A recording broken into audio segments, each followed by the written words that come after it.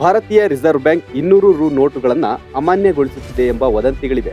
ಹೀಗಾಗಿ ಮಾರುಕಟ್ಟೆಯಲ್ಲಿ ಯಾರೂ 200 ರು ನೋಟುಗಳನ್ನು ಪಡೆಯುತ್ತಿಲ್ಲ. ಇದೀಗ ಈ ವದಂತಿಗಳ ಬಗ್ಗೆ ಆರ್ಬಿಐ ಸ್ಪಷ್ಟನೆ ನೀಡಿದೆ.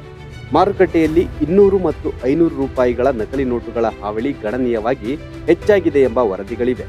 ಇತ್ತೀಚೆಗೆ ಹೆಚ್ಚಿನ ಸಂಖ್ಯೆಯ ನಕಲಿ ನೋಟುಗಳನ್ನು ವಶಪಡಿಸಿಕೊಳ್ಳಲಾಗಿದೆ. ಈ ಹಿನ್ನೆಲೆಯಲ್ಲಿ 200 ರು ಮುಖಬೆಲೆಯ ನೋಟುಗಳನ್ನು ಹಿಂಪಡೆಯಲಾಗಿದೆ ಎಂಬ ವದಂತಿ ಹಬ್ಬಿದೆ. 200 ರೂಪಾಯಿ ನೋಟುಗಳ ಚಲಾವಣೆ ರದ್ದತಿಯ ವದಂತಿಗಳ ಕುರಿತು ಭಾರತೀಯ ರಿಸರ್ವ್ ಬ್ಯಾಂಕ್ ಪ್ರಮುಖ ಮಾರ್ಗಸೂಚಿಗಳನ್ನು ಹೊರಡಿಸಿದೆ. ನೋಟು ಅಮಾನ್ಯೀಕರಣವು ಊಹಾಪೋಹ ಎಂದು ಆರ್ಬಿಐ ಸ್ಪಷ್ಟಪಡಿಸಿದೆ. ಯಾವುದೇ ನೋಟುಗಳನ್ನು ಹಿಂಪಡೆಯಲಾಗುವುದಿಲ್ಲ ಎಂದು ತಿಳಿಸಿದೆ.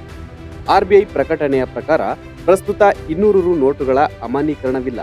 ಆದರೆ ಮಾರುಕಟ್ಟೆಯಲ್ಲಿ ನಕಲಿ ನೋಟುಗಳು ಚಲಾವಣೆಯಲ್ಲಿ ಭಾರಿ ಏರಿಕೆಯಾಗುತ್ತಿರುವುದರಿಂದ ಜನರು ನಕಲಿ ನೋಟುಗಳ ಬಗ್ಗೆ ಜಾಗರೂಕರಾಗಿರಬೇಕು ಎಂದು ಸಲಹೆ ನೀಡಿದೆ.